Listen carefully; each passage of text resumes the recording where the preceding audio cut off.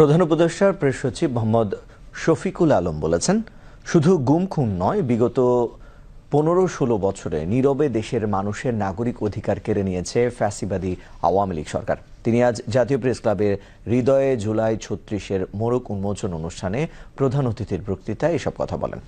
গত 15 বছরে শেখ হাসিনা যে অপকর্ম করেছে সেগুলো ডকুমেন্ট তৈরি করতে গবেষকদের প্রতি আহ্বান জানান তিনি। এ সময় ডেপুটি প্রেস সচিব আজাদ মজুমদার, সিনিয়র সহকারী প্রেস সচিব ফয়েজ আহমেদ, হৃদয়ে জুলাই 36-এর লেখক মোহাম্মদ শাহ আলম সহ বিশিষ্ট লেখক এবং সাংবাদিকগণ উপস্থিত ছিলেন।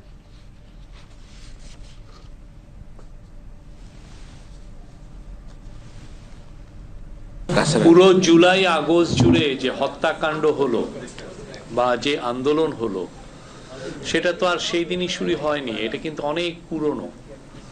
এই যে মানুষ যে নামলো, এটার মূল কারণটা কি?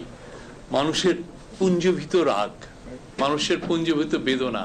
আমাদের যে ছেলে মেয়েরা যারা দাঁড়িয়ে থেকে এই স্বৈরাচারের পতনটা ঘটালো, এই এত রক্তের বিনিময়ে, তাদেরকে তো স্যালুট করা উচিত। এইরকম একটা মহৎ আন্দোলন আপনি পুরো সাউথ এশিয়ায় দেখেন তো একটা পান কিনা? যারা রিসার্চ করতেছেন, যারা ইউনিভার্সিটিতে এগুলো নিয়ে কাজ করেন, পুরো শেখ হাসিনার পুরো 15টা বছরে কি হয়েছে, কি যে অন্যায়, অত্যাচার, অবিচার হয়েছে, প্রত্যেকটা যেন ডকুমেন্টেড হয়। আমরা কেন ডকুমেন্টেড করব? যাতে এই ঘটনাগুলো বাংলাদেশে আর না ঘটে। কোথায় কোন কোন ডিস্ট্রিক্টে কি কি অনাচার হয়েছে, কি অত্যাচার হয়েছে, অবিচার হয়েছে, সেগুলো আমাদের প্রত্যেকটা ডকুমেন্টেড করা উচিত। এই ডকুমেন্ট করলে আমাদের একটাই লাভ, সেটা হচ্ছে যে এই স্বৈরাচার যাতে না আসতে পারে, যাদের হাতে রক্ত তাদের বিচারটা যাতে আমরা খুব দ্রুত করতে পারি, সেটার একটা গ্রাউন্ড তৈরি হয় এবং আরো বেটার হয়।